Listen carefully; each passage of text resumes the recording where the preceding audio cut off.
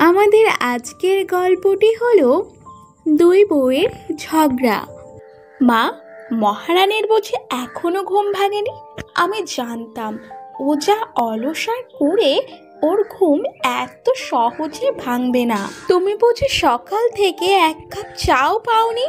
আমার বাপের বাড়ি যাওয়াই ভুল হয়েছে।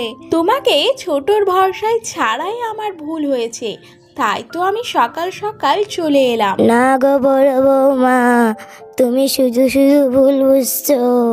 ছোট বৌমা আমার অনেক খেয়াল রেখেছে। কত খেয়াল রেখেছে সে তো দেখতেই পাচ্ছি। এত বেলা হয়ে গেল এখনো ওনার টিক কেটে দেখতে পেলাম না। উঠানের কি অবস্থা! তোমাকে ওই ছোট বউয়ের হাতে ছেড়ে আমায় যাওয়াই উচিত হয়। কে বলেছে দিদি তোমাকে আমি এখনো ঘুম থেকে উঠিনি? আমি সেই কোন সকালবেলা উঠে মায়ের জন্য জলখাবার রেডি করে রেখেছি, আর তুমি বলো কি না আমি এখনো ঘুম থেকে উঠিনি? আমি জানতাম তুমি বাড়ি আসতে না আসতে আমার নামে মায়ের কাছে নালিশ শুরু করে দিয়েছো। কি? আমি তোর নামে মায়ের কাছে নালিশ করছি? বেশ করেছি, যা বলেছি সত্যি কথা বলেছি। তুই তো একটা অলস আর কুড়ের ঢেঁকি। মা, দেখেছো তুমি এত কাজ করে দেওয়ার সত্ত্বেও আমাকে আরো অলস আর কুড়ে বলে। এখনো চুপ করে থাকবে মা?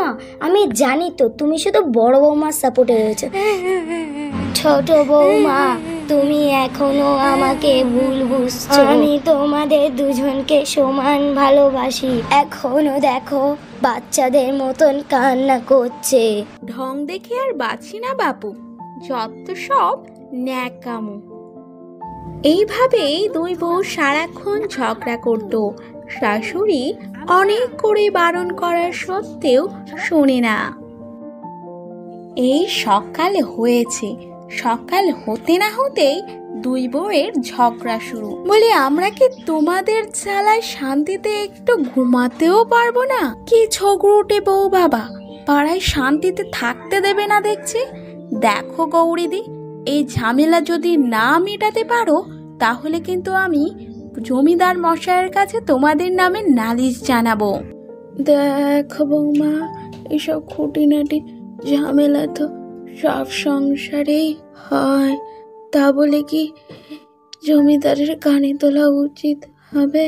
দেখো গৌরীদি, তুমি এই দুই বউকে যতদিন না আলাদা করে দেবে ততদিন এই ঝগড়া চলতেই থাকবে। তাই তুমি আমার কথা শোনো, দুই বউকে আলাদা করে দাও, দেখবে সব সমস্যার সমাধান হয়ে যাবে। কি বললে তুমি? সংসার আলাদা? ছোট, যা তো ঘর দিয়ে মুড়ো ঝাঁটাটা নিয়ে আয়। আমাদের সংসার বলে কিনা দুভাগ করবে? বলেছ দিদি, আমি এক্ষুনি যাচ্ছি। বৌমাদের এমন পরিবর্তন দেখে গৌরী দেবী ভীষণ খুশি হয়। তাদের দুই বউয়ের এমন পরিবর্তন দেখে প্রতিবেশী পালাতে শুরু করে। ছোট, এই ছোট, কখন থেকে তোকে ডাকছি, কেন রান্নাঘরে আসা যায় না বুঝি? এত জোরে কেউ চিৎকার করে? এখন বলো দেখি, কি করতে আমায় ডেকেছো? কি করতে মানে? এখনো উনান ধরানো হয়নি। কটা বাজে খেয়াল আছে? এখন যদি রান্না না বসায় তাহলে আমি সকলকে কখন খেতে দেব? তা আমি কি জানি? ওসব রান্নাটা না আমার দ্বারা হবে না, তাই আমি উনান ধারে একদম যাব না। তাই তুমি আমাকে খামোখা জোর করো না, কোনো লাভ হবে না। আহা, কোথাকার মহারানী এলেন গো! উনি রান্না করতে পারবেন আর আমি খুবই পারবো? আমিও পারবো না। রান্না নিয়ে দুই বউয়ের মধ্যে আবারও ঝামেলা শুরু হয়ে যায়। দুই বউয়ের ঝগড়ার আওয়াজ শুনে শাশুড়ি সেখানে ছুটে ছুটে আসে আর বলে, এ কি বৌমারা, তোমরা আবারও ঝগড়া শুরু করে দিয়েছো? তোমাদের দুই বউকে নিয়ে আমি আর পারি না বাবু। তো এত চেঁচামেচির কারণটা কি আমি জানতে পারি? দেখুন না মা, ছোটকে সে কখন থেকে বলছি যে উনানটা ধরাতে, ভাত বসাতে। বেলা মাথায় উঠে গেছে। মহারানী তা করবেন না। ওনার ফর্সা গায়ের রং উনানের ধারে গেলে নাকি কালো হয়ে যাবে, আর আমার কি হবে না? তাই আমিও সব বলে দিয়েছি, আমিও রান্না করব না। ঝগড়াটা তো ছোটই শুরু করেছে। সব সময় তো আমি ঝগড়া আগে শুরু করি, তুমি তো ধোয়া তুলসী পাতা, কিছুই জানো না। দিদি অবশ্য ভুল কিছু বলেনি মা। এমন দুধে আলতা গায়ের রং উনানের পাশে যদি যায় তো গায়ের রং তো কালো হবেই। তাই মা আমি রান্না টান্না করতে পারবো না, তুমি বরং দিদিকেই বলো। তা বলে কি হবে বৌমা, রান্না বান্না তো দুজনকেই করতে হবে। আজ নয় বড় বৌমা তুমি রান্না করো, কাল নয় ছোট বৌমা রান্না করবে। তোমরা ঝগড়া করো না ছোট বৌমা আর বড় বৌমা, তোমরা দুজন মিলেমিশে কাজ করলে দেখবা কাজ কত সহজ হয়ে গেছে। বড় বউ এবং ছোট বউ দুজনই শাশুড়ি মার কথা রাজি হয়ে যায়। বৌদি, তোমার হাতে দেখছি জাদু আছে। এত সুন্দর রান্না আমি আগে কখনো খাইনি। আমার স্ত্রী মাধবী এমন তো পারবেই না, আমি গ্যারান্টি দিয়ে বলতে পারি। যা বলেছিস ছোট খোকা, সত্যি বড় বৌমার হাতে সত্যি জাদু আছে। এত সুন্দর রান্না করে, প্রশংসা না করে থাকা যায় না। কি এমন রান্না করেছে যে বড় বউয়ের প্রশংসায় পঞ্চমুখ সকলে? কই, আমিও তো রান্না করি, আমাকে তো কেউ প্রশংসা করে না। মা, আমি বলছিলাম কি যে তুমি যদি কিছু মনে না করো, আজকের রাতের রান্নাটা নয় আমিই করি। এ কি, আমি কি শুনছি? এ যে ভূতের মুখে রাম নাম।